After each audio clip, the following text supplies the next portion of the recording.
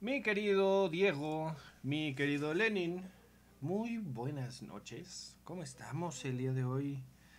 Diría que con frío, pero fíjate que esta semana no hizo tanto frío. Yo al contrario, no sé ustedes, yo tuve demasiado calor esta semana. Como que estuvo haciendo Pues más no sé si calorcito. demasiado, pero al menos no estuvo terrible el frío. Sí, o sea, estuvo fuerte el sol, más que nada. No tanto el calor, Pero es de esos sino... que queman sin calentar. Ujú, ya es sol de invierno, vaya. ¿Cómo estás tú, mi querido Diego? Saluden a la cámara. Hola, cámara. Buenas Hola, noches, cámara. ¿Cómo estás? Suenas puteadísimo. un poquito. Habla por ti, en mi cuarto se hace un chingo de frío. ¿En qué? ¿En tu cuarto En hace mi un chingo de cuarto, frío? Bueno, es que tú sí, también vives en el cerro, o sea, ¿quién te manda a vivir allá? Honestamente. sí, o sea, literalmente me duelen las articulaciones y luego no puedo escribir bien ¿Sabes? a la velocidad. Fíjate, le está pasando ahorita también lo mismo a mi cuñado porque ando usando el despacho. Y el despacho de mi casa es helado. No tienes una idea de lo frío que es. Y lo que le dije, te lo recomiendo también a ti, cómprate de esos guantes de homeless, los que no tienen como a los dedos, para trabajar y que tengas las manos abrigaditas porque se hace frío. Justo ahorita en invierno se me irrita mucho la piel de las manos por lo mismo. Entonces ahorita también tengo que irritadito toda la cosa. Aquí hablando yo de mis problemas dermatológicos. Pero bueno, este Pues, nunca está de más. Entonces, yo estoy emocionado. Hoy viene un buen programa, no sé ustedes. El tema que vamos a abordar el día de hoy es muy interesante, es delicioso de ver, de analizar, porque es el hincapié para la Grecia que todos conocemos. Entonces, es un tema muy chingón, la neta. No sé qué ustedes piensen o sepan de la Grecia arcaica. Cuéntenme antes de iniciar. ¿Qué conocen de la Nine, Grecia? ¿No conoces nada de la Grecia arcaica? nine, ¿Nada? nine. A ver, te voy a mencionar nombres. Si te sale alguno en la mente. Ok, Este. Está Licurgo, ¿no? no, Solón, no, Pisístrato, ¿no? no tampoco. Clístenes, No, Atenas, Atenas, eso sí, Esparta, también, Tebas. también. Ah, bueno, entonces ya estamos. Ya hay ganas de ahí, por lo menos. Corinto, fíjate, esa es buena pregunta. Ah, Si has escuchado el nombre de Corinto, pero no por la razón que crees. y por eso pienso más en Las cartas de. Corintios, ¿sabes? Las cartas de De San la Pablo a Biblia. los Corintios, justamente. Ajá. Por eso te digo que si has escuchado de Corinto. Precisamente a ese lugar se está refiriendo. Pero si ah, conoces más de Grecia arcaica de lo que te imaginas. Y ahorita vamos a abordar un poquito de eso. ok. Mi querido Lenin, ¿tú qué sabes de la Grecia arcaica? Así solo introduciendo, para echar el coto. ¿Qué conoces un poquito de la Grecia arcaica? Pues un poquito de los que les voy a hablar y básicamente el nacimiento de la democracia. Creo que es A fuerza. de las cosas principales que podemos rescatar. Ujú. Sí, Nacimiento de la democracia. También la tiranía. ese Que es ahí me gustaría interesantísimo. justo hablar de la tiranía y lo que implicaba ser un tirano, Ujú. Que es totalmente distinto a lo que conocemos a la actualmente. concepción que tenemos ahora, justo. Es muy interesante la visión de la tiranía dentro de la polis. Es muy, muy padre. Justo, fíjate, a mí yo creo que lo más importante para hablar de la Grecia arcaica, y lo vamos a abordar ahorita, principalmente, y de lo que, si lo demás no sepan, por lo menos llévense esto a la mente, es la institución de la polis. O sea, cómo se constituye la polis. Eso es lo más importante que vamos a abordar el día de hoy. De verdad es vital y voy a hacer una pausa muy detenida a eso, porque es vital, porque de ahí en adelante no podemos avanzar en la Grecia, en el mundo griego, sino helénico, sería el término más correcto, este, si no conocemos la polis. Entonces, ¿qué les parece si nos aventamos de una vez por todas? Primero vemos las tarjetas, pero ¿qué les parece? Vale. A ver, necesito que alguno de ustedes dos, les recuerdo la dinámica de todas las noches, que vamos a elegir 5 eventos de tarjetas y los tenemos que poner en orden aleatorio. Entonces ahí, para que también le participen ustedes. Mi querido Diego, dices basta. Provecho, por cierto. Basta, basta. Ahí estás. Las del medio, para que no digan que sacamos de los bordes. Eso sonó fuertísimo, pero bueno. Ah, mira, esta está muy fresquita. El Papa Francisco es electo. Ok, Esta también está muy fresca. La princesa Carlota de Cambridge nace. Esta ya nos había salido. El primer libro de Penguin es publicado. La dichosa editorial. El servicio postal de los Estados Unidos es creado. Y la Coca-Cola es inventada. Esa me la sé así perfectamente. Entonces, déjenme se las repito. El Papa Francisco es electo. La princesa Carlota de Cambridge nace. El primer libro de la editorial Penguin es publicado. Se crea el servicio postal de los Estados Unidos y la Coca-Cola es inventada. Entonces, esas son las 5 tarjetas del día de hoy. No está tan lejos, o sea, no está tan separado el tiempo. A diferencia de otras ocasiones que sí nos tocan. Pero tampoco está tan apretadas como la última vez, porque qué bruto. Sí. O sea, esa hasta nos tocaron 2 simultáneas, o sea, están muy cañones. ¿Cuál es la probabilidad de eso? Pero bueno, entonces, ¿qué les parece si nos contamos un poquito de la Grecia arcaica? Es muy interesante el tema. Vamos a situarnos temporalmente, creo que es lo más importante. Ya nos situamos geográficamente desde la última vez, prácticamente no salimos del territorio que ya mencionamos, de la Grecia continental, de la península y de todo el conjunto de archipiélagos que existen en el mundo helénico. Entonces, geográficamente estamos prácticamente igual. En el mar Egeo, toda esta zona, incluso un poquito de Italia vamos a abordar. Sin embargo, vamos a situarnos ahora temporalmente, que como ustedes recordarán, en el capítulo anterior nos quedamos en el periodo oscuro. Se le conoce como el periodo oscuro. A este periodo que es un periodo muy complicado. Existen grandes invasiones, existen grandes sequías, existen fuertes desastres. Las grandes ciudades desaparecen, colapsan. El mundo entra en una crisis muy fuerte. Se puede ver incluso en el arte. En estos momentos, por ejemplo, se dejan de hacer esculturas en el mundo en la época oscura. Solo se hacen esculturas ritualísticas, por ejemplo. Muy sencillas, muy bonitas, con mucha simbología, pero muy sencillas al fin y al cabo. ¿Y qué es lo que sucede? Hay un aproximado, esto no es una fecha definida, sin embargo muchos especialistas usan el año 776 a.C. ¿Por qué el 776 a.C.? Porque el 776 a.C. se da la primera Olimpiada. Entonces, esa es una fecha vital para poder empezar a ver el mundo helénico, como lo conocemos. Es muy importante, porque es importante esto de las Olimpiadas, los Juegos Olímpicos. Perdón, no es la primera Olimpiada, los primeros Juegos Olímpicos, que no es lo mismo. La diferencia... A ver, Diego, ¿cuál es la diferencia entre las Olimpiadas y los Juegos Olímpicos? ¿Qué creerías tú? Que los juegos fueron en Olimpia ¿Y y qué? las Olimpiadas incluyen Ajá. el circo, maroma y teatro de los Juegos Olímpicos. No. Mira, te lo explico fácilmente. Las Olimpiadas es el periodo de tiempo entre los Juegos Olímpicos. El Juego Olímpico es el evento como lo conocemos, bueno, no como lo conocemos actualmente, pero el evento deportivo, masivo, shalala, toda la unidad helénica, ese es conocido como el Juego Olímpico, los Juegos Olímpicos. Mientras que la Olimpiada es el periodo entre ambas. Entonces podría decirse, por ejemplo, que estamos hablando, esta es la medición de tiempo que se usaba en la antigua Grecia. Y gracias a esto lo hemos podido transcribir a el cronograma, la cronología que tenemos en la actualidad.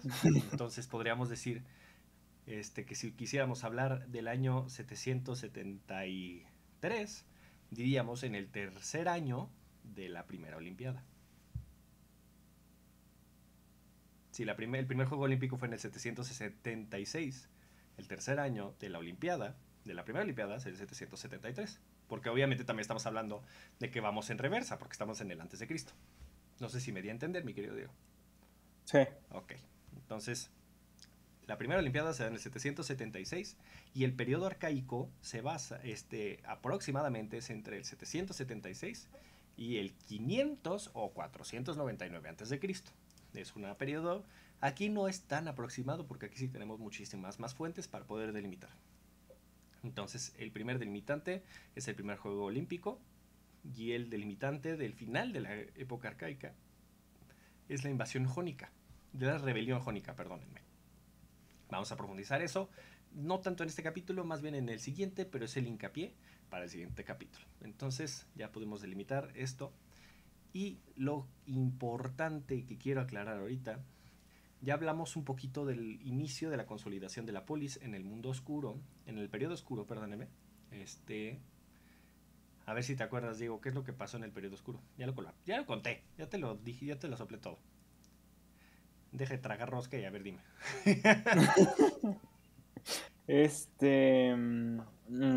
¿Qué pasó?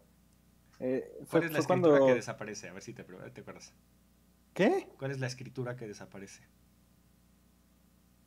Tiene que ver con una línea y con la segunda letra del abecedario, mijo. Lineal B, Ay, Dios mío. Que sigue, ¿para qué preguntas si Sí, sabes que ya no lo sé. Pero bueno, edad tuya está tan atrás? Ya, yo ya me puse de pechito, Mira, sí. no sé quién es más. Y tú por preguntarme, yo puedo saber. Sí, la culpa es mía. Pero bueno. efectivamente, no intentes explicar, definitivamente tú, pero Manuel, ya deja de ser necio y a lo que sigue. Sí, chale. Bueno, está bien.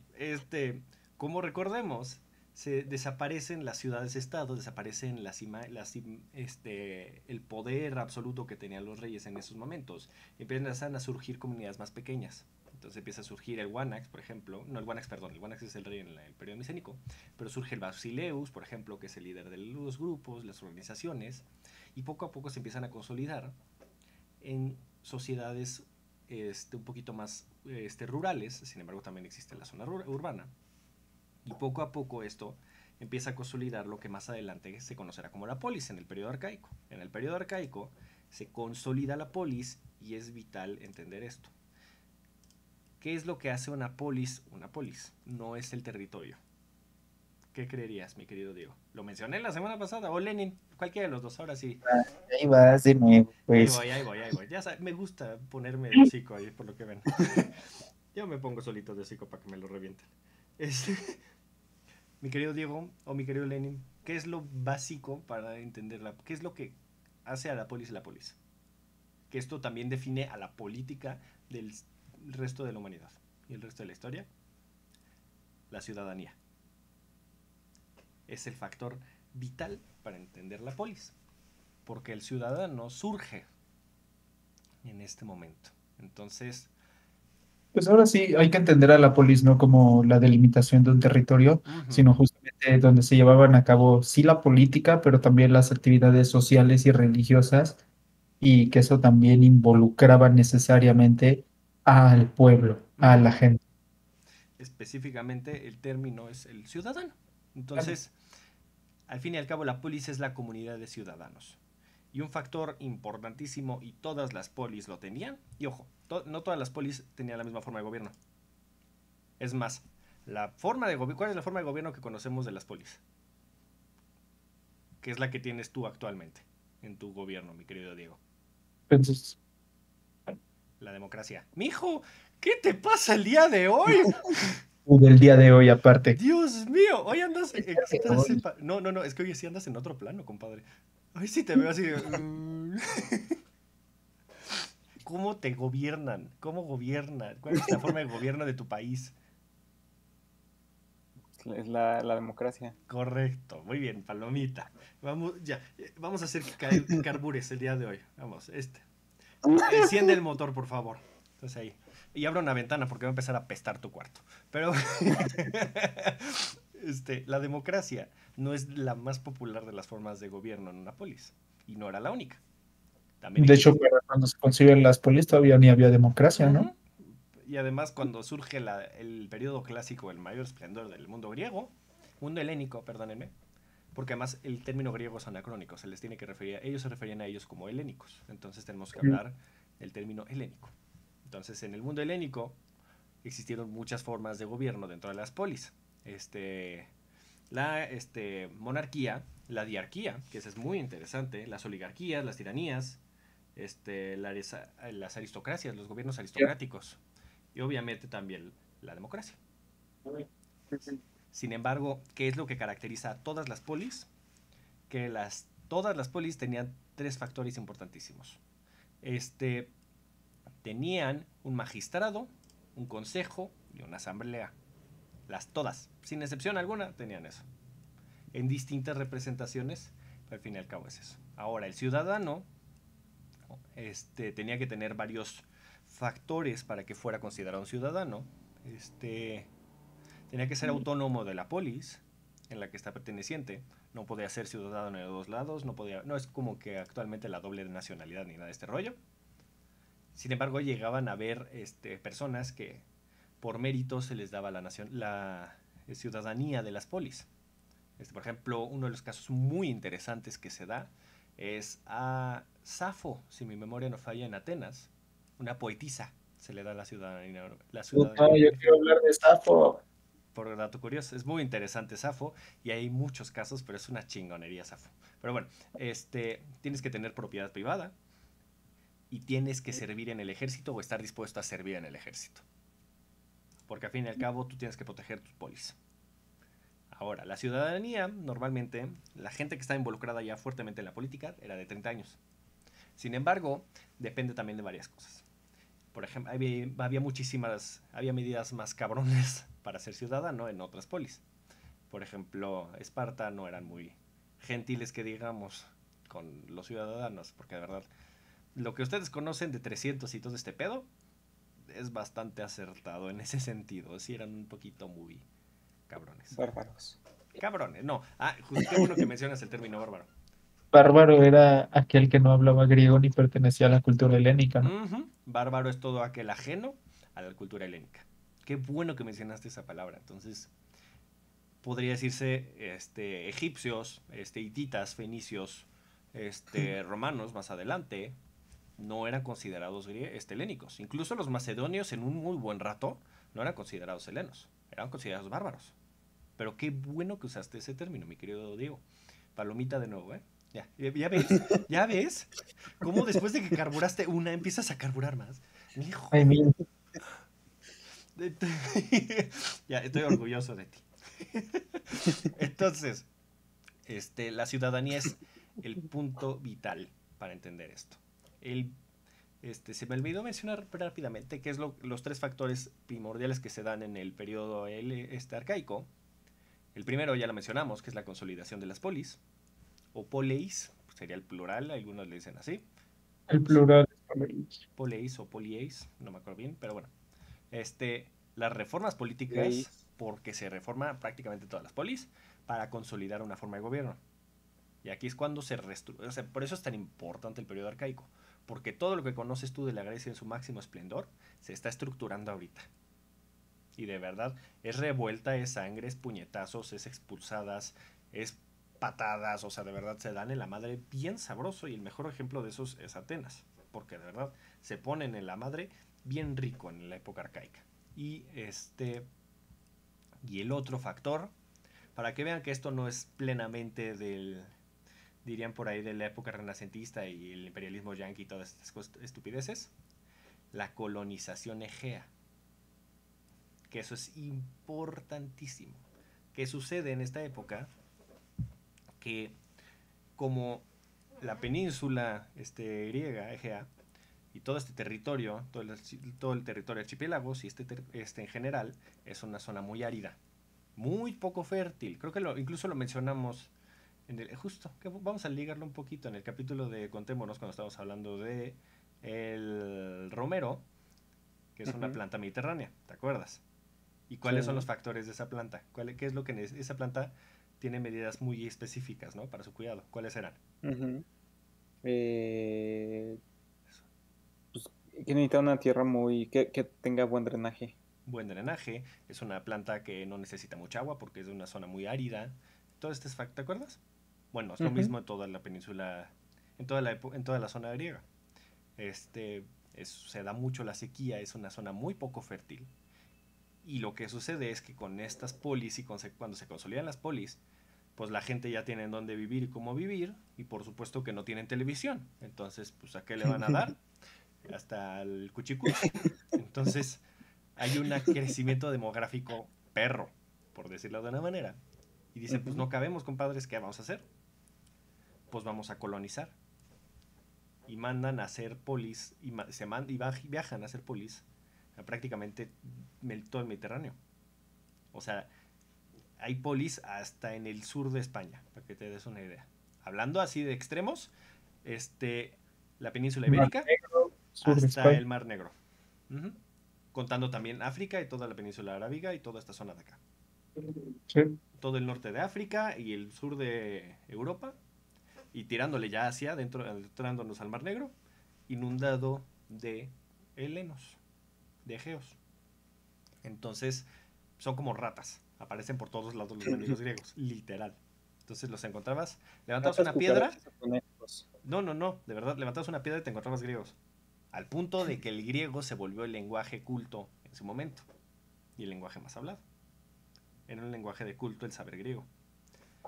Y de ahí también, o sea, que eso motivara a, pues no una unificación, pero a un sentimiento de nosotros somos los helenos, Ajá. porque si bien las polis eran territorios aislados, ciudades-estado por sí mismas, que peleaban mucho entre ellas Ujú, con formas de gobierno muy distintas, lo que las unía no era tanto la geografía, no era tanto que fuera parte del Peloponeso, de la región ática, ujú, sino que hablaban y que su lengua y su cultura ujú. que justo en esta expansión, cuando empiezan a navegar a otros territorios, es cuando tú vas a otro lado, pues, cuando tú vas a Francia, cuando tú vas a cualquier otro país y te encuentras un mexicano, es como de, otro Eh, mexicano. pues sí, es como... Les pasó lo mismo, o Ujú, sea, de que dijeron como de, tú, o sea, tal vez tú vienes de esta polis, yo vengo de esta otra polis, pero tenemos la misma cultura, tenemos el mismo idioma, entonces claro. eso reforzó justo que se expandiera la cultura helénica en esa Ujú. época. Justo para dar un ejemplo del siglo XXI, imagínense la gente que se va de mojado a Estados Unidos, que se van de migrantes, contrabando, por decirlo de una manera. Y obviamente, pues porque se van no por gusto, honestamente, se van por una necesidad y porque tienen que financiar y porque tienen que pagar y mantener a la mamá, al hijo, a la esposa, etc.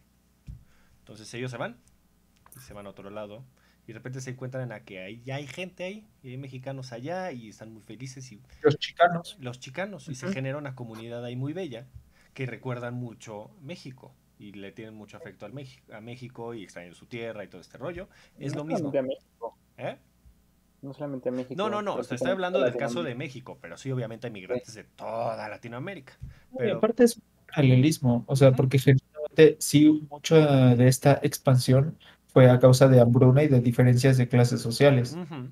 Entonces, y a este sentimiento que estamos hablando de la época helénica, de la época arcaica, se le conoce como el panenelismo. ¿Qué esto quiere decir? A ver, Diego, tus clases de etimología griega. Pan, ¿qué quiere decir pan? Te recuerdo que yo no llevé etimologías. Bueno, pero has escuchado Sí el la término. llevaste en secundaria, cállate, sí la llevaste en secundaria. ¿La llamamos de secundaria? No me acuerdo. Pan quiere Sí, decir todo en griego. exacto. Entonces el dios Pangea, Pan es el dios todo, Pangea. Pan, todo, porque Gea, tierra. Panenelismo quiere decir todos los griegos, todos los helenos. Entonces este sentimiento que va a brotar más adelante y es vital para el final de la época arcaica. Lo vamos a abordar más adelante. Pero bueno, este, entonces existen varios ejemplos, muchos ejemplos de lo de que tienen que tener el magistrado, consejo y la asamblea, las polis. Otro factor que surge en esta época, que es muy importante, es la guerra con la estructura hoplita. No sé si alguna vez han escuchado el término hoplita, en el momento de la guerra. ¿Han visto siempre en sus monografías que vende la doña Mari en su papelería? Que cuando pides la monografía de la antigua Grecia, te aparecen 10 vatos enfrente con unos escudos y una lanza. es el típico guerrero griego que Ajá, tenemos asociado. O sea, si sí, pensabas en los espartanos, ¿no? O sea, ajá. esos Pero suplitos. específicamente la forma es la forma en la que se forman, valga la Ujú. redundancia. Entonces, que es con los escudos enfrente, unas lanzas y todos apretados. Y esto es Aquí una van a... cosa muy diferente a lo que conocemos. No sé si te acuerdas, mi querido Diego, en la Ilíada, cómo pelean en la Ilíada. Cada quien por su cuenta, ¿te acuerdas? Y que cada quien se da en la madre y todo el mundo iba y agarraba por su cuenta y cortaban greñas y se llevaban muestras de victoria y todo este rollo. Bueno, desde el mundo arcaico en adelante, mientras más compactado pelearas, mejor. ¿Por qué razón? Porque estás peleando con tu polis, con tu gente, con tus compañeros. Entonces ahí no era tanto de honor propio, era de honor a tu polis. Entonces ahí podemos ver un cambio gradual y fuerte de pensamientos desde el mundo micénico hasta el mundo arcaico. Entonces ahí estamos viendo un cambio de mentalidades muy cañones. Ahí surge la forma hoplita, como dato curioso ahí, y ya saben qué es la forma hoplita. Luego si buscan una imagen de la formación hoplita, la van a encontrar sin problemas. Y hubo muchas polis en esta época, y se crean muchísimas debido a la colonización. Y las polis que se creaban no recordaban y atesoraban de dónde venían. O sea, si eran descendientes, o sea, si se fundaba una polis proveniente de Atenas, normalmente esa polis era una fuerte aliada de Atenas. No necesariamente dependían de Atenas, porque cada polis era independiente, pero sí recordaban, como los elefantes, nunca olvidaban. Entonces olvidaban de dónde venían y les tenían el afecto. Entonces, Y de ahí también el concepto de metrópolis, ¿no? O sea, sí, sí, tienes toda la razón. si bien son separadas, pues sí, Atenas es como de ahí venimos, ¿no? Uh-huh. O sea, pero eso no quiere decir que Atenas específicamente gobernara encima de estas polis. Cada polis, y ese es un factor importantísimo de entender de las polis, son autónomas. Todas las polis son autónomas y rinden a su propia ciudadanía. Entonces, de las 4 polis más importantes o más destacables en este momento son obviamente Atenas, que ya se va a mencionar de aquí hasta que nos cansemos, hasta que les den en la madre los espartanos, pero ese es punto y aparte. Esparta también, Tebas, la famosa ciudad de Hércules que Diego se ubica, y Corinto, que ya estamos hablando, que ya hablamos de ella, que es recordada más por la Biblia justamente. Entonces, sin embargo, vamos a hablar de 2 casos muy en específico, que son las de mayor poder y mayor hegemonía, que son Esparta y Atenas. Entonces, me gustaría iniciar rápidamente con Esparta para que mi querido Lenny le dé sabroso a Atenas, porque la historia de Atenas es muchísimo más complicada que la de Esparta. En este sentido, Esparta nunca fue una ciudad sumamente ¿cómo decirlo? Ostentosa. Al contrario, hasta el día de hoy sigue siendo una ciudad bastante pedorra, en el sentido de edificaciones y todo este rollo. Nunca fue una ciudad de grandes edificaciones. Sin embargo, fue una ciudad extremadamente poderosa, y ahí es cuando ves que no necesitas un buen edificio para demostrar que todos te la pelan. Entonces, aquí, como ya mencionamos, está lo de las reformas políticas. Y un personaje vital para entender esto es el personaje que ya mencioné, Licurgo. Licurgo no se sabe ni siquiera cuándo nació ni su nombre, porque Licurgo es su apodo, pero es un personaje vital. Licurgo es un personaje aproximadamente en el 800 a.C. Legisla las leyes espartanas que van a reinar Esparta, van a regir Esparta hasta prácticamente la época macedónica, que es un muy buen tramo de tiempo. De aquí surge toda la leyenda que conocemos de Esparta, de la militarización y todo este rollo, porque además Esparta es el único ejército profesional en el mundo griego. Único. No hay otro ejemplo así, porque todos los demás no eran de profesión, eran por necesidad. De que tu rey te decía, no, pues te vas a la guerra, compadre. No estás preparado militarmente ni nada, simplemente te dan una lanza y que te vaya muy bien. Entonces, en el caso de Esparta, no es así. Y Esparta tiene un caso muy singular hablando de polis, porque no es una monarquía. Esparta es una diarquía. ¿Qué quiere decir una diarquía? Que es reinada por 2 reyes. Son 2 dinastías las que la reinan. Sin embargo, esta diarquía no tiene un valor político, tiene un valor militar.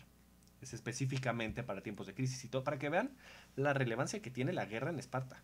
Que tenían 2 personas, literal, que lo único que servían era para la guerra y para dirigir en la guerra. Entonces está muy cabrón eso. Eran principalmente comandantes militares.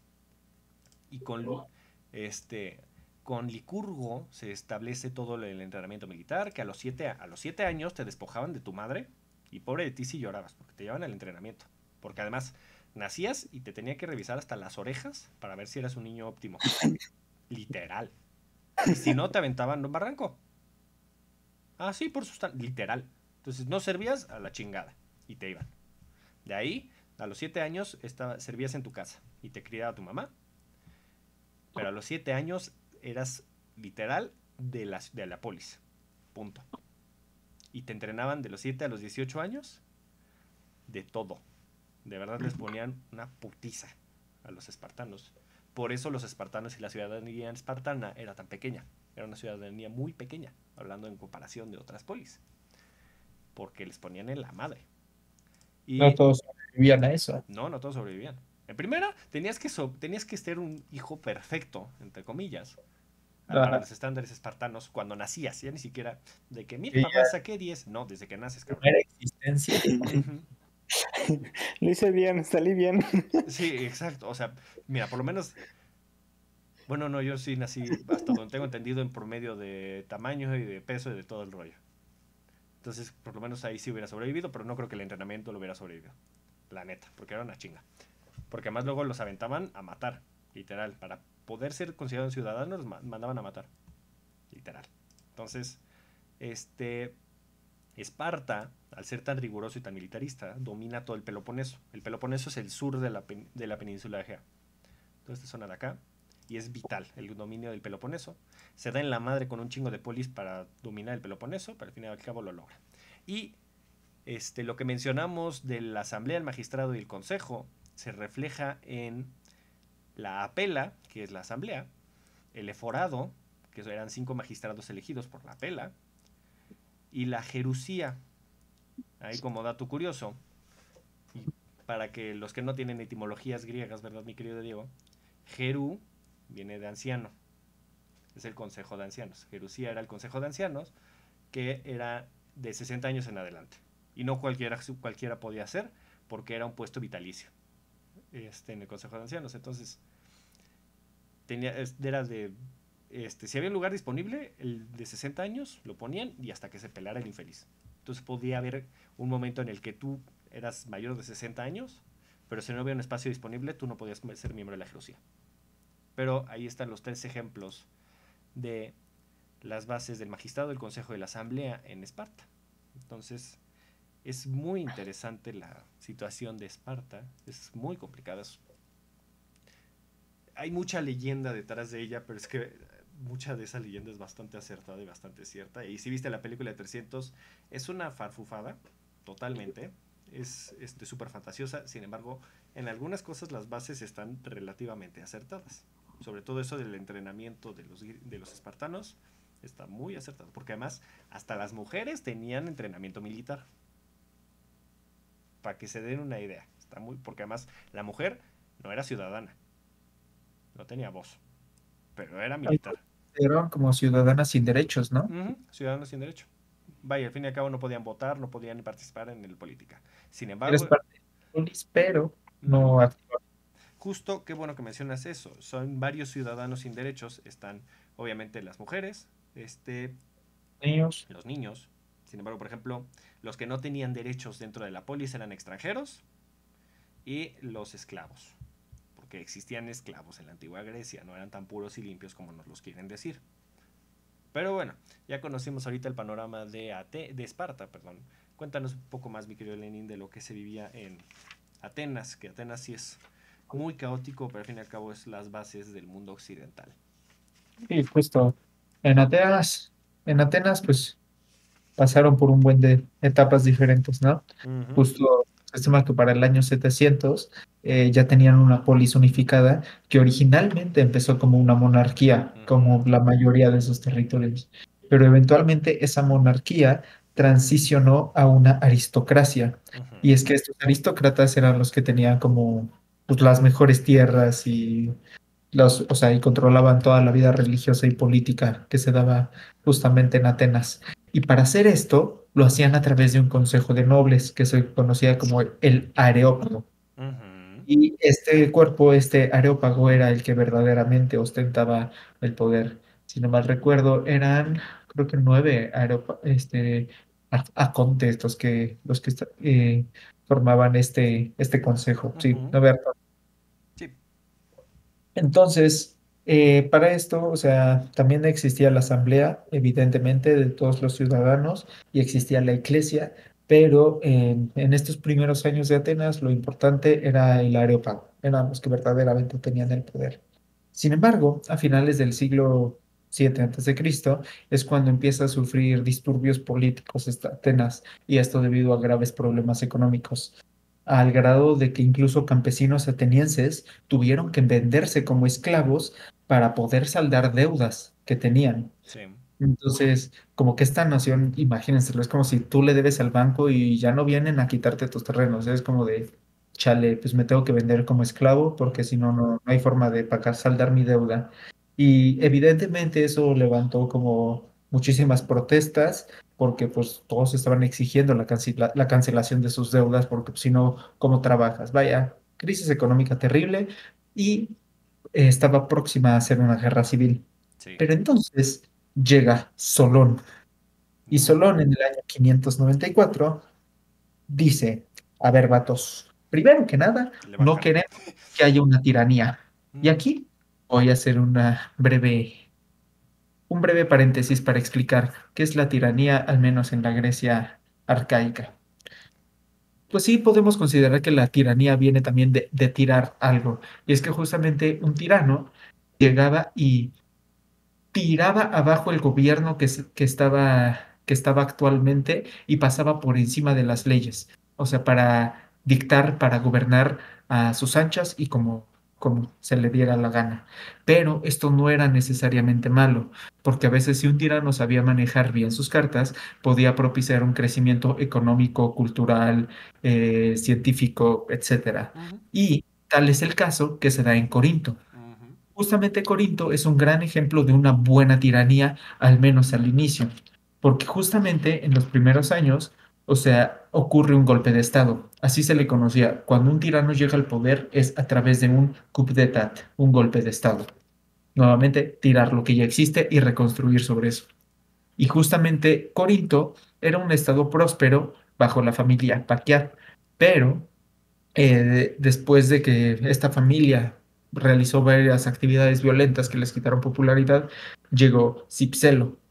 Y Cipselo fue un tirano que gobernó tan bien que dicen que no necesitaba guardaespaldas. O sea, lo que otros pretenden, pero este hermano sí lo hacía bien.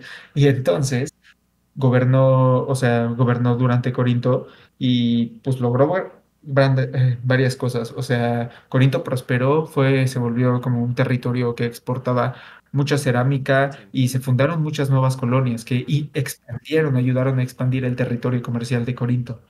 Y pues sí, Cipselo pasó a la historia como un tirano que fue muy bueno. Sí. El problema es que el poder corrompe y aunque no lo corrompió necesariamente a él, su hijo, que creció como hijo de papi adinerado, él sí tomó control sobre Corinto, se llamaba Periandro, y pues sí gobernó con muchísima crueldad, al grado de que cuando el hijo de Periandro subió al poder en 585 Cristo lo asesinaron. Ujú. Entonces, breve paréntesis de la tiranía no era necesariamente mala y sí se dio en muchas ocasiones. Sí. Y justamente algo que empezó a ocurrir en Atenas después de todo este relajo económico es que Soclo, que era parte de Solón, perdón, Soclo es otra cosa. Solón, que era un aristócrata pero liberal para estas fechas, dijo, oigan, vatos, aguántenme las carnes porque nosotros no queremos llegar al grado de una tiranía. Nada tonto el güey, porque evidentemente una tiranía implica que también se viene para abajo como la asamblea, bajo la aristocracia, pierdes poder. Pero entonces dijo, vamos a hacer lo siguiente, ¿por qué no? Yo voy a desempeñar el papel de arconte único y voy a tener el poder absoluto de hacer las reformas. Entonces, para intentando hacer como un símil, visualízalo como diputados o senadores que eran los que pasaban las leyes en un consejo, pues Solón dijo, ok, ahora yo me voy a encargar de hacer las reformas. No se volvió como tal el monarca, no se volvió como tal un tirano, sino que las reformas que hizo, que se conocen como las reformas de Solón, Ujú. cancelaron en primer lugar todas las deudas. Sí. Entonces, gracias a eso, ayudó a mejorar mucho como la economía de las clases populares, porque les aligeró las cargas, o sea, ya no tenían que venderse literalmente como esclavos para poder pagar sus deudas, lo cual fue un Claro. parote. Porque además prohibió incluso la esclavitud por deuda. Exacto, exacto. O sea, de plano dijo, ¿sabes qué? Tú ya no te puedes vender para pagar tu deuda. Eso está mal, mijo. Este es el siglo V antes de Cristo. Por favor, hay que cambiar, hay que Son evolucionar. tiempos modernos, por favor. Exacto, justamente, justamente. O sea, pero imagínense, pensarlo ahorita. Si tú ahorita te acercas a un banquero y le dices, oye, ¿qué opinas? ¿Qué tal si cancelas tus deudas? Te van a mandar por un tubo. Pues este vato, hace 2000 años, dijo, órale, va, fuera deuda. 2500 años. Y lo que sí no hizo fue que no redistribuyó las tierras. Entonces, o sea, pues tampoco fue, sí, sí hizo buenas reformas económicas, pero no se eliminó el poder de la aristocracia. Sí. Y lo que sí, se abrieron puertas a la participación del gobierno de gente acaudalada. O sea, ya no eran nada más los arcontes los que participaban en el gobierno, que bueno, en este entonces ya era solo un arconte, sino que dividió en cuatro estratos sociales a, pues a la población, Ujú, donde las primeras dos clases sociales iban a ser como las que sí podían, las más acaudaladas y las que podían participar más activamente en las decisiones y en las reformas. Sin embargo, incluso la gente más pobre, aunque no podía tener ningún cargo político, sí podía ejercer el voto. ujú. Entonces, como que ayudó a minorar un poco los problemas tanto económicos como políticos y sociales. Sí, justo, perdóname que te interrumpa. Adelante. ¿Por qué es importante Solón? Solón no es el que instaura la democracia en Atenas. Sí, Eso no, cada quien. todavía. Sigue siendo, lo que estamos hablando ahorita sigue siendo un gobierno aristocrático. Sin embargo, ¿por qué es importante Solón? Además, Solón era un hombre brillante. O sea, Solón, hasta el día de hoy, fue un gran filósofo. En su momento fue un excelente filósofo, muy querido en su momento. Un gran poeta, también era un muy buen poeta. O sea, ahí podemos ver las multitareas que podían hacer los griegos. O sea, el griego no era un conformista con solo dominar una cosa. Porque no solo fue un excelente político, fue un excelente filósofo, un gran poeta en su momento. Incluso vamos a hablar de esto muchísimo más adelante, justo con un capítulo especial que tenemos ahí guardado, para que vean que normalmente el heleno tenía distintos enfoques y se enfocaba no solo tenía un enfoque o un punto de vista, porque si ya perfeccionaba en uno, buscaba perfeccionar en otros. Y eso es desde mucho antes. Entonces, Solón lo que tiene de trascendente es que Solón es el hincapié, es la base para la instauración de la democracia. O sea, son sus reformas, porque no son las únicas reformas que se llevan a cabo en Atenas en este periodo, pero son las reformas que van a dar la base para que se instale la democracia, porque le aumenta, por ejemplo, le aumenta el poder tanto a la iglesia como al bule, perdón, para reducirle un poco de poder a la aristocracia, y a los nobles y a toda esta voz, no necesariamente hablando de que tengan el mismo poder, porque aún no. Sin embargo, empieza a nivelar el agua. Está Aumentó midiéndole el agua a los camotes, vaya. redujo un poco la brecha que existía. Ajá, o sea, le está midiendo el agua a todo, para que esté un poquito más balanceado. Es como cuando estás sirviendo 5 vasos y tienes medido la cosa. Entonces ahí está un poquito, está chiquiteándole a todo para ver que quepa todo del mismo, a todos le toque parejo. Por lo menos él Mira, es el que empieza a moverle el agua, vaya. como lo resumiría es, logró que los funcionarios del gobierno fueran responsables ante la ciudadanía. Ujú. O sea, ya no eran, ok, sí están somos ciudadanos, pues sí hay más o menos, pero no soy un aristócrata o no soy de tanto dinero. Después de las reformas de Solón, los funcionarios de gobierno ya le respondían a la ciudadanía, ya eran responsables de. Entonces, sí, justo fueron los primeros pasos hacia la democracia.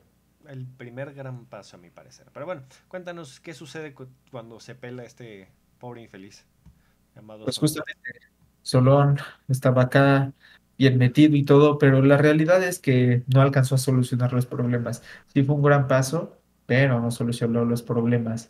Lo que provocó, adivinen qué, una tiranía. Lo que Solón intentó evitar, eventualmente se dio, solo lo aplazó. Y en esta tiranía llegó Pisístrato, que también Pisistrato. era un aristócrata y pariente lejano de Solón. Ujú. Entonces, alrededor del 560 a.C., se convirtió en tirano, pero tampoco alteró tanto, o sea, las reformas que había propuesto Solón. Lo que sí es que le agradó a los campesinos porque él sí llegó a ofrecer tierras. O Sí, sea, él sí procuró esta repartición de tierras como un poquito más justa. Y de hecho, fue otro de los buenos tiranos fue un porque tirano muy Atenas querido. se enriqueció Ujú, durante su tiranía, sí, porque justo fue querido porque él sí repartió las tierras, él, que era lo que exigía, ya no era solo, a veces no solo basta que te cancelen la deuda, sino que también necesitas que te den con qué trabajar, claro. y pues fue justamente lo que Pisístrato logró, Sí, y eso evidentemente también llevó a, a un crecimiento económico en Atenas. sí. Vaya, tenemos el paradigma establecido de que tirano automáticamente es malo. Sin embargo, tirano, por definición, lo que quiere decir es que llegó al poder por la fuerza. Tan tan. Porque hubo Tal cual. tiranos excelentes. Pisístrato era adorado por los atenienses. Adorado. Óiganme bien. Y murió siendo adorado por los atenienses. Justo. El problema pues fue que eventualmente tuvo Después, hijos. perdón que te Y interrumpa. Es un evento importantísimo que surge con Pisístrato. No sé si lo vayas a mencionar. Se dale, dan, dale. este, él es el que instaura lo que más, una fiesta importantísima de Atenas, que son las fiestas panateneas. Toda esta No, sí, celebración, menciónalo. ¿vale? Menciónalo. Es importante. Las fiestas panateneas son la celebración anual que se daba a la diosa Atenea, que se puede ver esto en su mayor apogeo en la Grecia clásica, cuando estamos hablando del famosísimo Partenón de Atenas, que vamos a mencionar en otro capítulo, porque ha habido varios Partenones atenienses en la Acrópolis de Atenas. Sin embargo, el más famoso y el que perdura hasta nuestros días es, creo que el tercero, si mi memoria falla, el tercero o el cuarto, no me acuerdo, pero bueno, se hace una celebración, se hacen unos rituales muy especiales a la diosa Atenea, se le bordaba, se le arreglaba, se le ponía una peluca, se le hacían mantos especiales, se le daba una pulidita a la escultura de Atenea, o sea, ¿verdad? Era una fiesta importantísima en la cual de verdad se gastaba un chorro de dinero, era vital, sobre todo porque estamos hablando aquí de que la Atenea es la cuidadora y la protectora de Atenas. Entonces, ahí podemos ver y seguir viendo la vitalidad y la importancia que tiene la polis, la ciudadanía dentro de la polis y el valor que le dan a los dioses protectores a tu polis, porque al fin y al cabo, si protegen a tu polis, te están protegiendo a ti. Entonces, es muy importante hablar de las fiestas palatenias que les instaura Pisístrato para que vean cuánto quiso el Atenas. Insisto, la tiranía no es algo malo por sí. Sí. Y además, Pues otra cosa que también hizo es, además de cancelar deudas, ofreció más préstamos, ofreció tierras, también llevó programas de construcción que no solo crearon empleos, sino que ayudaron a hacer de Atenas una ciudad aún más bella. Similar a lo que haría después, no, si no mal recuerdo, creo que Roosevelt para salir de la Gran Depresión, sí, pero es unos 1000 años más adelante. Pero sí, pero es un buen básicamente es esta paralelismo. noción de, ¿sabes qué? Voy a dar trabajo y con eso vamos a salir adelante, Sí, que varias veces en la historia ha probado ser muy bueno. Y a pesar de que su tiranía fue muy popular, o sea, cuando llegó Hipias, el hijo de Pisístrato, pues el sus bárbaro. políticas no fueron tan aceptadas y esas sí causaron como una reacción negativa en los atenienses, Ujú, quienes decidieron exiliarlo y así terminó la tiranía. sí. Y una vez terminada la tiranía de Pisístrato, los aristócratas intentaron regresar como a la vieja oligarquía. Sin embargo, Clístenes se opuso y después, con el apoyo de los atenienses, en 508 logró tomar el poder. Entonces, aquí tenemos tiranía, luego la oligarquía intenta regresar y llega Clístenes y dice, en el pastel, yo me opongo como Shrek entrando a la boda y pues quedó en el poder.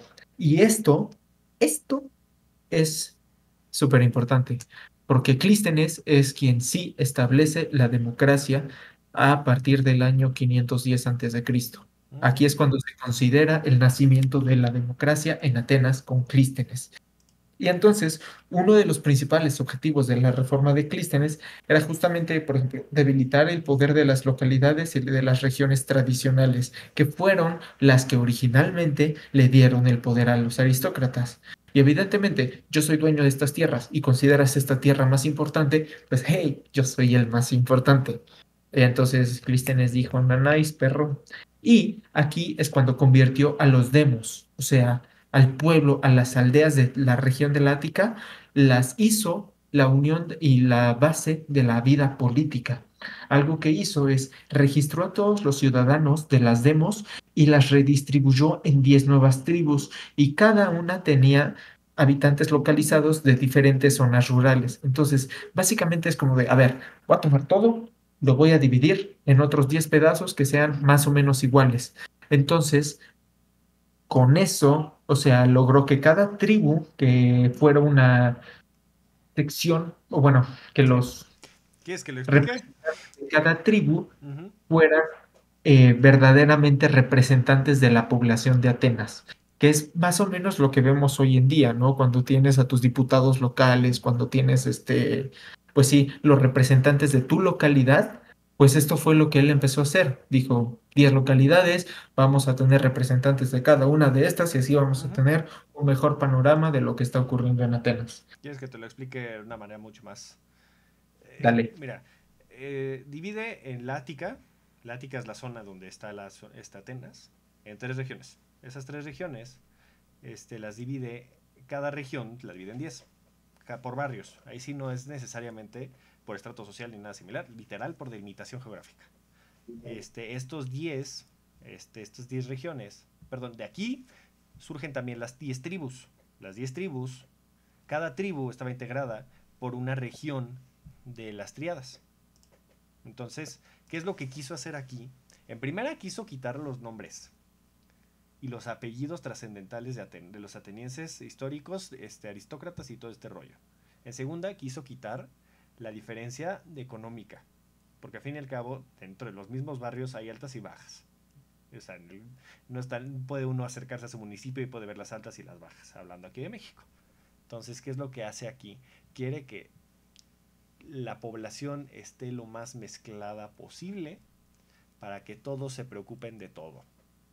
Porque al fin y al cabo, si tienes uno del barrio 3, uno del barrio 5 y otro del barrio 9, y que no tienen nada que ver, no están ni siquiera cercanos ellos, ¿qué es lo que van a buscar ahí? No un fin propio, un fin en general. Y ahí lo que está haciendo es buscar un pensamiento global, un pensamiento para mejorar la polis. Como ciudadanos, lo que estamos priorizando es el bien común, que es la polis. Entonces aquí estamos. Y también hay una terminología importantísima que se da con Clístenes. No sé si vas a hablar de ella, que es la famosísima isonomía. No, el ostracismo es otra cosita, pero la isonomía. Okay. La isonomía, para aquel que no sepa, e incluso en el derecho hasta el día de hoy se sigue usando el término isonomía, es la igualdad de todos los ciudadanos. Aquí, no, así seas aristócrata, así seas la parte más baja de la sociedad ateniense, tienes la misma voz y el mismo voto dentro de la polis que es Atenas. Entonces la isonomía es vital para poder entender el fundamento básico de la democracia que se da en Atenas. Es muy, muy importante porque al fin y al cabo todos estos fundamentos son la base para las democracias del siglo XXI. A pesar de que las democracias del siglo XXI tienen poco, si no es que ya nada que ver con lo que se hacía en Atenas, porque incluso ahorita mi querido Lenin va a mencionar uno de los mejores ejemplos de las cosas más excéntricas que existían en Atenas. Esta es la base y es el fundamento para el que conocemos actualmente como las democracias. Cuéntanos de eso que no me ibas a decir, mi querido Lenin. Y bueno, nada más ahondando un poco eso de que ya no es tan parecido a pesar de que la democracia nace aquí. Nada más como comentario personal, creo que tampoco está mal. Siento que si después de 2500 años siguiéramos clavados en las mismas formas de gobierno, habla, siento yo, de no, claro. que hemos sido estáticos, ¿no? Es nada más como una reflexión al respecto. Y no hay nada estático en esta vida, mis queridos. De verdad, en la historia nada es estático. Todo lo que también me lleva a comentar que es importante que ya no estemos clavados con el capitalismo y el comunismo. Debe haber algo nuevo, pero eso es otro tema. Ese es punto de Ahora, regresando al ostracismo, justo Clístenes también pasó a la historia como la creación de esta figura como que es del ostracismo. Y es que dijo, tenemos que defender a la democracia de los tiranos, ¿ok? Partamos de eso. No queremos tiranos, queremos democracia. Ok, entonces tú, Eclesia, ¿qué es la Eclesia? La Asamblea de los Ciudadanos. Tú ciudadano, tú, tienes el poder de desterrar a otro ciudadano si consideras que es peligroso para la soberanía popular. Ujú. Es decir, yo estaba caminando un día acá por el Ágora y de momento escuché un carnal que estaba diciendo, no, hombre, ciclista, mira, vamos a hacer un golpe de estado, pa, y no, hombre, nos va a ir de pocas perlas. Y entonces tú como ciudadano vas y dices, oigan, ¿saben qué? Creo que sería bueno exiliar a este ciudadano porque representa un peligro para la democracia, representa un peligro para la soberanía popular. Y entonces, mediante un procedimiento totalmente democrático, cada ciudadano emitía un voto secreto que en el ostracón, de ahí el ostracismo, y un ostracón es una concha de barro.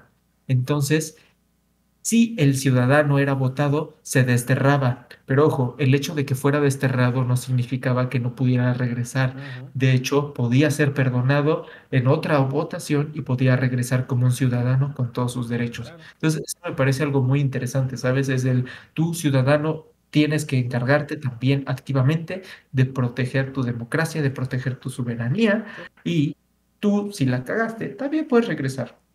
Justo hasta el día de hoy hay vestigios todavía del ostracismo. Hasta el día de hoy llegan pedazos, porque además estos pedazos tal cual son vasijas rotas. O sea, en vez de tirar tu vasija rota que se rompía de cerámica, la llevabas para que todo el mundo votara en ella y tú escribías en ella y hasta el día de hoy pueden buscarlas en Google. Hay vestigios de estos pedazos de cerámica escritos de gente a la que querían exiliar. Es muy divertido. Bueno, no, o sea, está muy cabrón, está muy culero que toda la ciudadanía se ponga de acuerdo para exiliarte porque de verdad hubo ocasiones en las que de verdad fue por mero capricho que los exiliaban, ya ni siquiera por algo público o por algo así, de verdad hubo exilios que fue por mero capricho de la población, pero es para que vean lo excéntrico y lo mucho que ha cambiado la visión de la historia, porque además la democracia aquí, o sea, estamos hablando aquí de la elección, democracia es el gobierno del pueblo.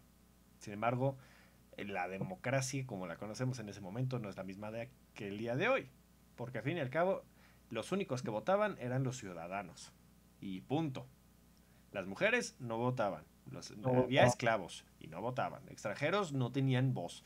O sea, de verdad es un antecedente primitivo. No estoy diciendo positivo o negativo, es un antecedente, es una base, al fin y al cabo, para lo que conocemos al día de hoy. también hay que recordar la magnitud. O sea, estamos hablando de que sí, Atenas como una polis de las más grandes y de las más importantes, en su periodo de esplendor alcanzó 250.000 habitantes. Ujú.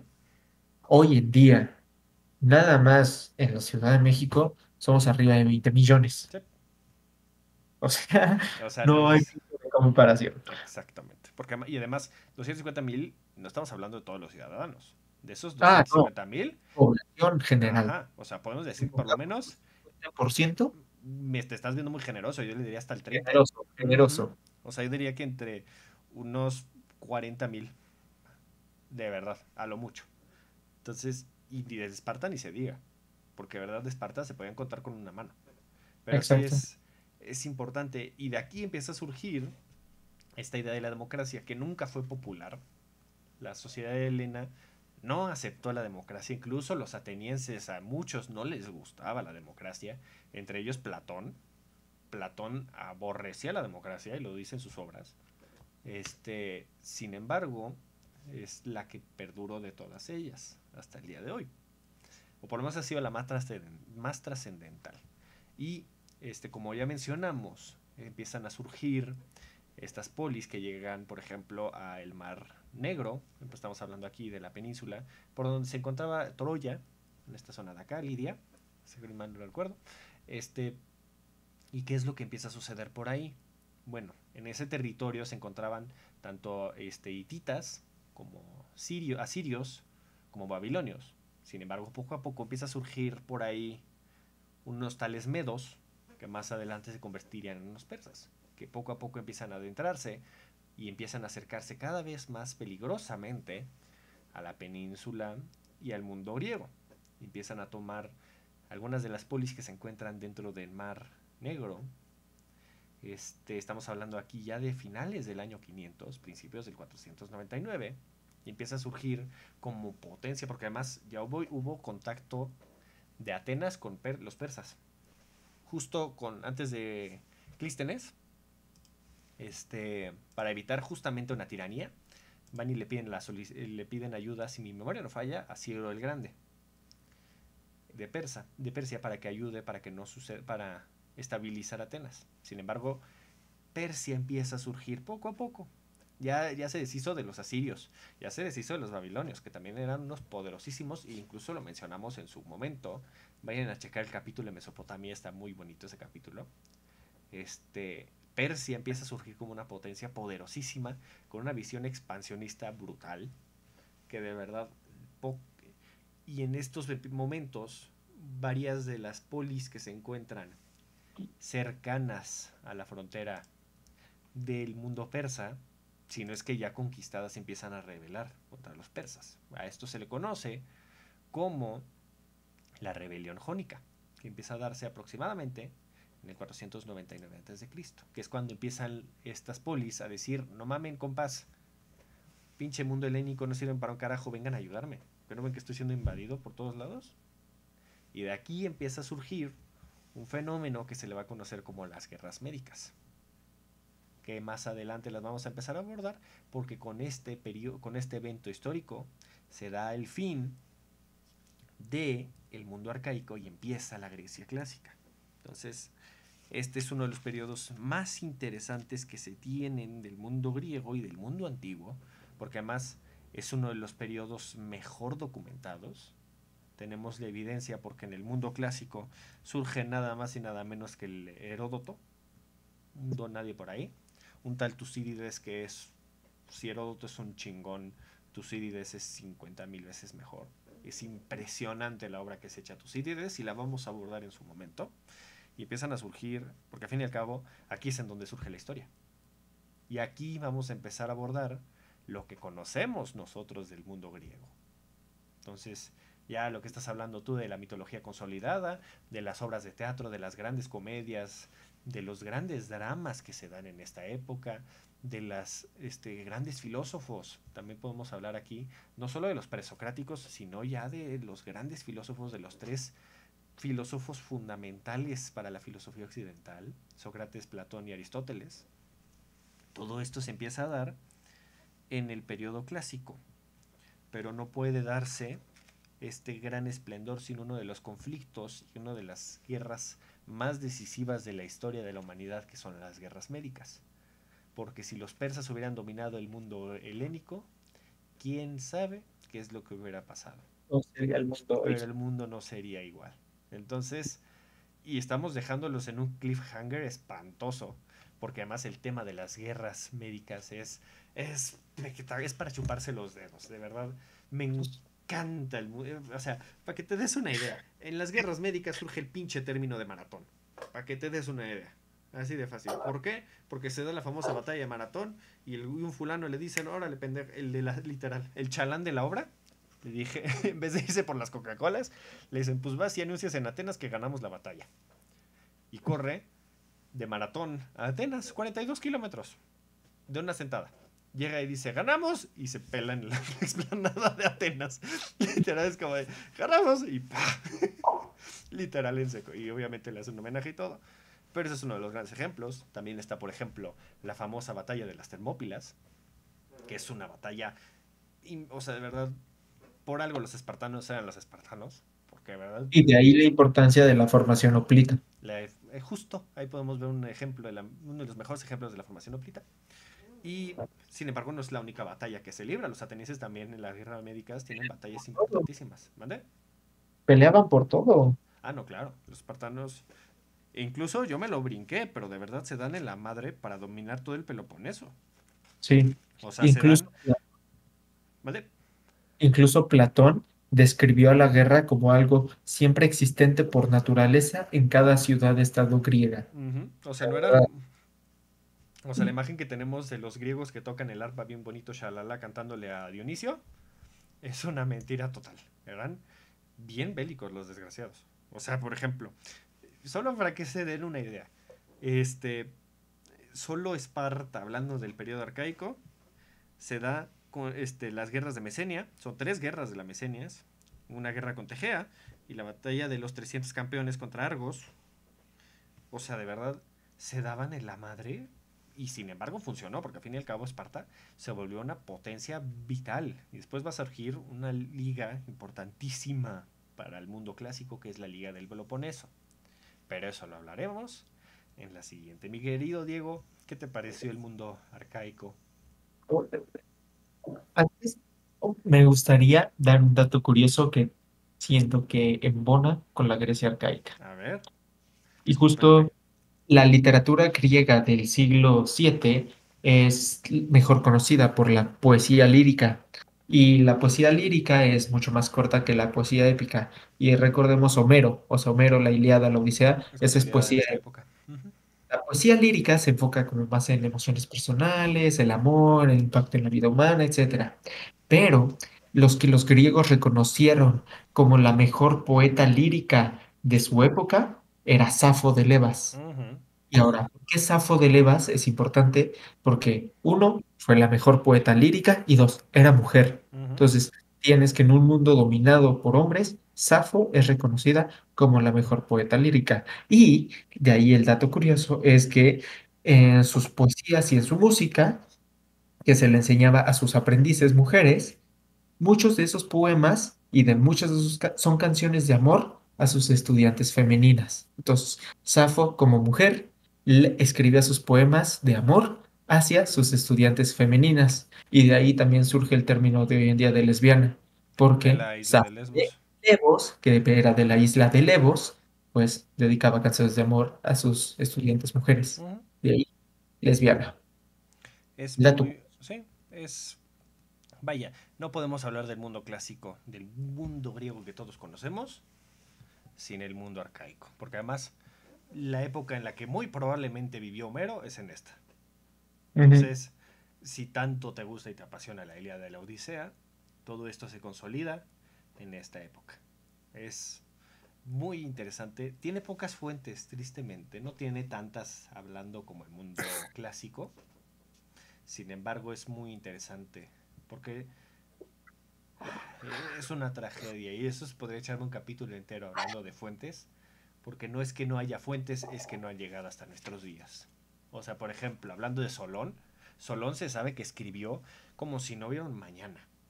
O sea, Uno de los 7 sabios de uno de los Grecia. 7 grandes sabios de Grecia y no llega toda su obra hasta el día de hoy. Y de muy pocos historiadores y de muy pocos llegan hasta el día de hoy. O sea, de verdad, siéntete privilegiado de que puedas tener en tus manos una obra completa que se haya escrito. Ni siquiera me voy a ir tan lejos, hace 1000 años. Porque de verdad, ahora imagínate las obras que se escribieron hace 2800 años y que llegan hasta el día de hoy. Entonces, de verdad, es una labor titánica de mucha gente que dio incluso su vida por preservar estas obras. Entonces, bueno, pero eso es una reflexión aparte, pero de verdad es una tragedia que no haya llegado toda la información del mundo arcaico, porque es muy interesante, mucho, se puede profundizar muchísimo en él, pero pues obviamente aquí, con el tiempo tan limitado, pues no nos da tiempo para profundizar de más, pero pues yo creo que quedó muy en claro. ¿Tú qué opinas, Diego? Que hoy andas extra parlanchín, qué bruto. Por Sí, favor, no acapares tanto el micrófono, de verdad. Danos un respiro, déjanos hablar, compadre, no manches. Te pasas. ¿Qué te pareció? pasa, Nico, te pasas. Eh, No, hombre, qué plática. Hoy me mm, tienes impactado. o sea, Creo que esta se te congeló. Mira, se quedó congelado de la impresión. Y justo sin palabras. Sí, sí, mira, así, como te dicen encantado. No se le está fingiendo de que abres un dulce y lo pones como para fingir Sí, estática. justo. Hasta así le no me parece. Sí. No. O. A. O. E. O. Pero bueno, ¿qué les parece si vemos las tarjetas antes de que Diego se desparrame en su escritorio el día de Pues, hoy? Entonces, déjenme, les recuerdo rápidamente las cartas. La primera que salió fue el Papa Francisco es electo. La Ujú. princesa Carlota de Cambridge nace. El primer libro de la editorial Penguin es publicado. El servicio postal de los Estados Unidos es creado. Y la Coca-Cola es inventada. Entonces, vamos a acomodarlas según yo como es. Es esto acá, está acá, está acá. Y estas dos últimas van a ser un calvario para mí. Pero creo que sí. Ok, yo ya las tengo. ¿Ustedes ya están? Dale. Vale. Creo que voy a estar mal, pero dale. La primera, según yo, es el Servicio Postal de los Estados Unidos, 1775. La segunda, a mi parecer, es la Coca-Cola, que es en 1886. Esa sí me la sé. Después, el editorial Penguin publica su primer libro, 1935. Ok, sí. Vamos igual. Vamos bien, vamos bien. El Papa Francisco es electo en 2013. Y la princesa Charlotte, esa es la duda que tengo yo, porque según yo todavía sigue siendo bastante chiquita. 2015, ¡sí! 2015 Ok, la tiene todas. ok, va. Sí. Mi primera opción no la estuve mal. Diego, ¿tú cómo las Sí. tuviste el día de hoy? Sí. Ah, A ver, servicio postal. Ajá, Luego fue Coca-Cola. Coca-Cola, Ujú, Penguin, ajá, Papa Francisco y Carlota. exactamente. Sí, Diego, claro, y es yo ¿cómo las pusiste? me equivoqué con el servicio postal. ¿Cuándo lo pusiste? Bastante después, No, mijo, pues piensa que en como unos ese... 300 años. Ah, su mecha. No, pues piensa, o sea, ahí te lo digo como punto de referencia, cómo se comunicaban en esa época. exacto. O sea, es vital el servicio postal desde que surge un país. O sea, 1775, date una idea. Pero bueno, entonces, ¿qué les Pues, parece si la sería, dejamos?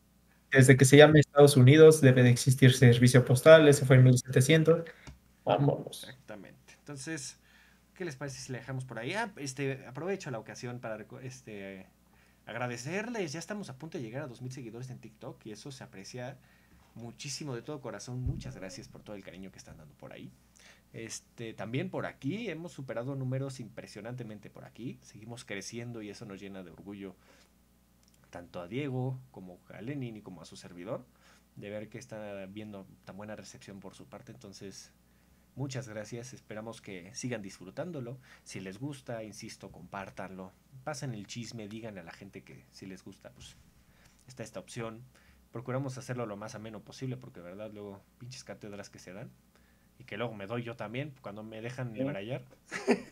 Y los invito a que nos sigan. Estamos como Contémonos o Contémonos Podcast en todas las redes sociales: Facebook, Instagram, Twitter, YouTube, Twitch, Spotify, Deezer, Apple Podcast. Y no me acuerdo de las otras que se sabe Diego de plataformas de audio.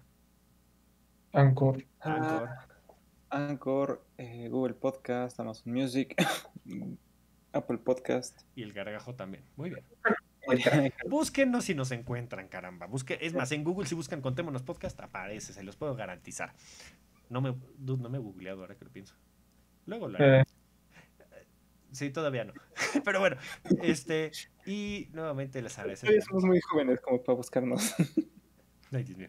Entonces, muchas gracias por acompañarnos. Insisto, si les gusta, compártanlo. Se aprecia mucho que compartan. Si están viéndolo en YouTube, pulgar arriba y comenten si tienen alguna duda en los comentarios y con muchísimo gusto se lo responderemos en TikTok. Y no sé si quieren agregar algo más, mis queridos. nos Diego, vemos. ¿no? Bueno, No. entonces, por nuestra parte sería todo y nos vemos hasta la próxima. Cuídense mucho. Nos vemos. Bye. Adiós.